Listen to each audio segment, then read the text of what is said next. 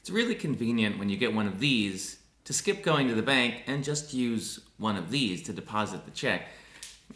It's called remote deposit capture, and it's captured the imagination of consumers and banks alike. Banks love that you don't go to the bank, and consumers like saving time and the effort it would take to deposit the check. However, as with all new technologies, there's a glitch, and it's something called double presentment.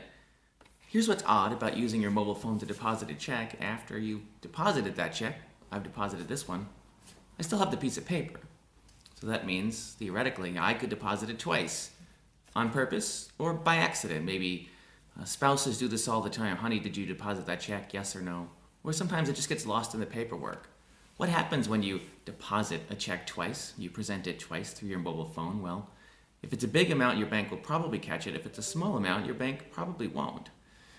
It might not catch it for a couple of weeks or months or maybe ever. I interviewed a woman not long ago who gave small checks for errand work to neighbors' kids, and the kid made a mistake and deposited the check twice, and she only caught it because her Quicken software discovered the problem. So what does this mean for you? One thing I like to do after I deposited a check is I make a small rip in the top of it so I know that it's been deposited. That way I don't make any mistakes, but I still have the paper in case something goes wrong. Most banks recommend that you hold on to the piece of paper for at least 15 or 30 days.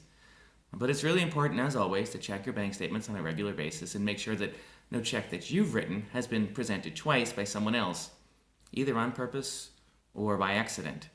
I can say that fraud experts I've spoken to think that double presentment through remote deposit capture, through mobile phone deposits, or other methods is going to be a big fraud problem going forward.